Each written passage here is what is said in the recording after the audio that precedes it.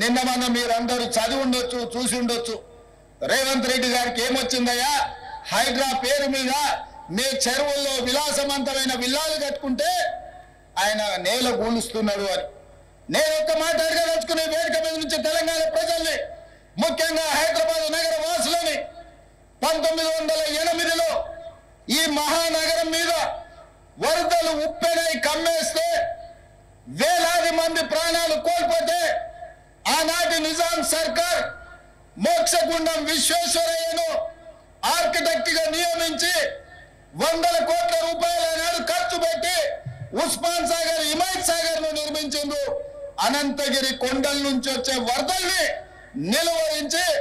నిలువరించిన నీళ్లను ఈ మహానగరానికి తాగునీటి వసతులుగా ఏర్పాటు చేసింది. ఒకనాడు ఎక్కడి నుంచి హైదరాబాద్ నగరానికి తాగునీళ్ళు వచ్చేది కాదు. ఉస్మాన్ సాగర్, హిమాయత్ సాగర్ నుంచే లక్షలాది మంది హైదరాబాద్ బిడ్డలకు తాగడానికి నీళ్లు ఇచ్చారు. హైదరాబాద్ దాహార్తిని తెచ్చిన ప్రాజెక్టులు గండిపేట, హిమాయత్ సాగర్. ఇలాంటి ప్రాజెక్టుల చుట్టూతా బాగా సంపాదించుకున్న వాళ్ళు, ఆగర్భ శ్రీమంతులు ఫామ్ హౌజులు కట్టుకున్నారు. వాళ్ళు ఫామ్ హౌజులు కట్టుకుంటే మనకు అభ్యంతరం లేదు, వాళ్ళు సంతోషంగా ఉండడమే మనకు కావాల్సింది. కానీ ఆ ఫామ్ హౌజులలో ఉన్న డ్రైనేజ్ కనెక్షన్ లేదు. వాళ్ళ డ్రైనేజ్ తీసుకొచ్చి గండిపేట నీళ్ళలో కలిపిండ్రు. వాళ్ళు వాడిన డ్రైనేజ్ నీళ్లు గండిపేట నీళ్ళలో కలిస్తే ఆ నీళ్లు తాగడానికి నగరానికి ఇస్తున్నాం. నేను అడుగుతున్న మిత్రులారా, ఇవాళ మీరు చెప్పండి, ఎవరో బలిసినోడు కట్టుకున్న ఫామ్ హౌస్ డ్రైనేజ్ నీళ్లు గండిపేట తాగి నీళ్ళలో కలుస్తుంటే ఆ నీళ్ళని నగర ప్రజలకు తాగడానికి ఇస్తే ముఖ్యమంత్రిగా నేను వైఫల్యం చెందినట్టు కాదా? ఒక్కసారి ఆలోచన చెయ్యండి. భవిష్యత్ తరాలకు అందించాల్సిన బాధ్యత చెరువులు, కుంటలు, నాలాలను ఎవడెవడో ఆక్రమించుకుంటే వాళ్ళ ఆక్రమణలో చెరబడితే ఇవాళ నగరం మీద ఉప్పెనై వరదలు వస్తున్నాయి.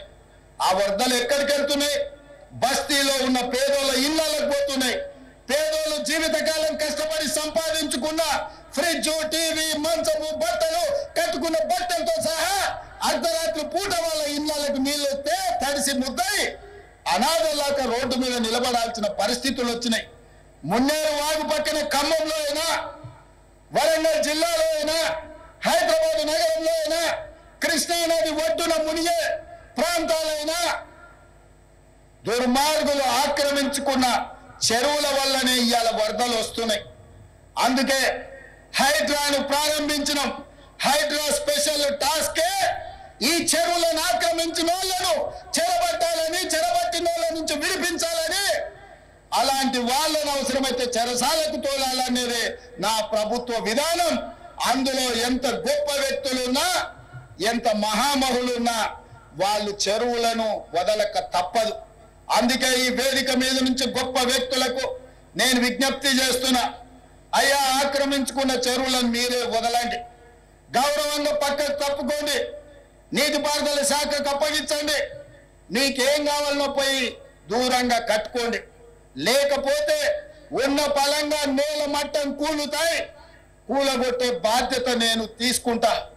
ఇలా ఎఫ్టీఎల్లో కానీ, బఫర్ జోన్లో కానీ, నాలాలలో అక్రమంగా నిర్మాణాలు ఏవైతే ఉన్నాయో వాటన్నిటినీ నిరభ్యంతరంగా మేము తొలగిస్తాం. మీరు ఎక్కడికి వెళ్ళినా, మీరు తాత్కాలికంగా కోర్టుల నుంచి మనం తెచ్చుకున్న న్యాయస్థానాలలో కూడా కొట్లాడి ఆ స్టేలను వెకేట్ చేయించి మీరు ఆక్రమణలు తొలగిస్తాం. ఇదే కాదు, ఇవాళ మూసి ఒకప్పుడు అనంతగిరి నుంచి వచ్చే కృష్ణానది జలాలకు ఒక ఆలవాలం. కానీ ఇవాళ కాలుష్యం అయిపోయింది. ఇవాళ మన బతుకులను చిందరవందర చేస్తున్నాయి. నల్గొండ జిల్లా రైతులు ఇవాళ ఏడుస్తున్నారు. హైదరాబాద్ నగరంలో నుంచి వచ్చిన కాలుష్యం నల్గొండ ప్రజలకు చేరుతుంది. అక్కడ పంటలు కూడా విషమయమైపోయినాయి. మా కోమటిరెడ్డి వెంకటరెడ్డి గారు పదే నా దృష్టికి తీసుకొచ్చి నల్గొండకు వస్తున్న కాలుష్యాన్ని నియంత్రించండి, మూసిని ప్రక్షాళన చెయ్యండి అని. అందుకే కేంద్ర ప్రభుత్వ సహకారంతో మూసి ఆక్రమణలు తొలగించి మూసిని ప్రక్షాళన చేసి ఒక అద్భుతమైన మూసి రివర్ డెవలప్మెంట్ ఫ్రంట్ ను అభివృద్ధి చేసి పేద వాళ్ళకు అక్కడ వ్యాపారాలు చేసుకోవడానికి అవసరమైన అవకాశాలు కల్పిస్తాం. మరి ఇవాళ మూసీ పరివాహక ప్రాంతంలో పేదలు ఆక్రమించుకొని ఉన్నారు. జిల్లాల నుంచి వచ్చి ఇల్లు కట్టుకొని ఉన్నారు. రూపాయి కూడబెట్టి గుడిసెలేసుకొని బ్రతుకుతున్నారు. వాళ్ళ పట్ల మానవత్వంతో వ్యవహరిస్తుంది ప్రభుత్వం. మూసీ నాలలో ఉన్న శాశ్వత నివాసదారులు ఎవరైతే ఉన్నారో వాళ్ళందరికీ డబుల్ బెడ్రూమ్ ఇల్లు ఇచ్చే బాధ్యత ఈ రాష్ట్ర ప్రభుత్వం తీసుకుంటుంది. దాదాపుగా 11,000 మంది అక్కడ ఇల్లు ఉన్నాయి. ప్రతి వాడికి 11 కాదు, అవసరమైతే 12,000 మంది అయినా ప్రతి వాడికి డబుల్ బెడ్రూమ్ ఇల్లు ఇచ్చి వాళ్ళని ఆత్మగౌరవంతో బ్రతకటట్టు ఈ ప్రభుత్వం పునరావాసం కల్పిస్తుంది. అట్లాంటి కార్యక్రమాలలో ఇవాళ శిక్షణ పొందిన ఈ ఎస్ఐలు ప్రజల సహకారం కోసం మీరు బాధ్యత తీసుకోవాలి. అదే విధంగా ఎక్కడైతే ఆక్రమించుకున్నారో మూసీలు, ఎఫ్టీఏలు, బఫర్ జోన్, నాలాలో ఉన్న వాళ్ళు తొలగించండి. ప్రభుత్వ భూముల్లో లేకపోతే ప్రైవేట్ భూముల్లో అనుమతి లేకుండా కట్టుకున్న వాళ్లకు వాళ్ళని ఏదైనా రెగ్యులరైజ్ చేయడానికి స్కీమ్ ఉంది. కానీ ఎఫ్టీఎల్, బఫర్ జోన్, నాలాల వాటికి రెగ్యులరైజేషన్ స్కీమ్ లేదు. ఇవ్వాలి, కాకపోతే రేపైనా వాటిని తప్పకుండా తొలగిస్తాం. వాళ్ళ పట్ల కఠినంగా వ్యవహరిస్తాం. మీ అందరికీ నా విజ్ఞప్తి ఒక్కటే, రేపటి నుండి ప్రజల దగ్గరికి వెళ్తున్నారు. తెలంగాణ ప్రజలకు విశ్వాసం, నమ్మకం కలిగించండి. మన రాష్ట్రంలో గంజాయి మాట ఎత్తాలన్నా, డ్రగ్స్ గురించి ఆలోచన చేయాలన్నా, సైబర్ నేరాలను నియంత్రించాలన్నా, చెరువులు, నాలాలు చెరబట్టిన వాళ్లను మోకాళ్ళలో వణుకు పుట్టాలి, వెన్నులో చలి జ్వరము రావాలి. ఆ విధంగా మీరు ఈ తెలంగాణ సమాజానికి సేవలు చేయవలసిన అవసరం ఉన్నది. నేను మిమ్మల్ని అడుగుతున్న ఒకే ఒక్క మాట, మీరు ఈ బాధ్యత తీసుకోండి. ఇది మన తెలంగాణ. మన తెలంగాణను రక్షించుకునే బాధ్యత మన మీద ఉన్నది. నేను వేరు, మీరు వేరు కాదు. వాళ్ళు నేరగాళ్ళు. ఆ నేరగాళ్లను పట్టుకొని అడ్డు తొలగించే బాధ్యత మీది, నాది. ఈ వేదిక మీద ఉన్న పెద్ద అధికారులది. పెద్ద అధికారులు మేము ఆదేశాలు ఇస్తాం, కింద అమలు చేయాల్సిన బాధ్యత మాత్రం మీదే. అందుకే ఈనాడు ట్రైనింగ్ నుంచి శిక్షణ పొంది 9-10 నెలలు శిక్షణ పొందిన మీరందరూ తెలంగాణ సమాజానికి సేవలు అందించబోతున్నారు. తెలంగాణ ప్రజలకు విశ్వాసం కల్పించండి. ఇది ఉద్యోగం కాదు, ఇది భావోద్వేగం. ఈ తెలంగాణను కాపాడుకుంటాం. ఈ తెలంగాణను కాపాడడానికే మేము ఈ కాకి డ్రెస్సును ధరించినమని వాళ్ళకు విశ్వాసం కల్పించండి. ఇదే కాకుండా చివరగా నేను కొత్తగూడ శ్రీనివాస్ రెడ్డి గారికి గతంలో చెప్పిన విజిలెంట్ అండ్ ఎన్ఫోర్స్మెంట్ డైరెక్టర్ ఈరోజు వారి బాధ్యత ఉన్నారు. ఎట్లయితే సైన్యంలో పనిచేసే సైనికులకు సైనిక్ స్కూల్ ఉందో, తెలంగాణ రాష్ట్రంలో పోలీస్ డిపార్ట్మెంట్ లో పనిచేస్తున్న హోంగార్డు నుంచి డీజీపీ వరకు సైనికులకు ఎట్లయితే సైనిక్ స్కూల్ ఉందో, పోలీసులకు కూడా ప్రత్యేకంగా ఒక రెసిడెన్షియల్ పోలీస్ స్కూల్ మొదలుపెట్టి 50 ఎకరాలలో అద్భుతంగా ఈ దేశంలోనే అత్యంత నాణ్యమైన విద్యను అందించే బాధ్యత తెలంగాణ రాష్ట్ర ప్రభుత్వం తీసుకుంటుంది. ఒకటి హైదరాబాద్ లో ఈ పక్కనే గ్రేహాండ్స్ ఉన్నది. నిన్న మన భూ కబ్జాదారులు 150 ఎకరాలు ఆక్రమించుకోవాలని ఆలోచన చేసిండ్రు. అందులో 50 ఎకరాల స్థలాన్ని ఇక్కడ రెండవ స్కూల్ వరంగల్లో 50 ఎకరాలు కేటాయించి మీ అందరికీ 6th క్లాస్ నుంచి పీజీ వరకు డాక్టర్లు, ఇంజనీర్లు కూడా చదువుకోవడానికి పోలీసుల పిల్లల కోసం 100% ఉచిత విద్యను అందించడానికి మా ప్రభుత్వం కట్టుబడి ఉన్నది.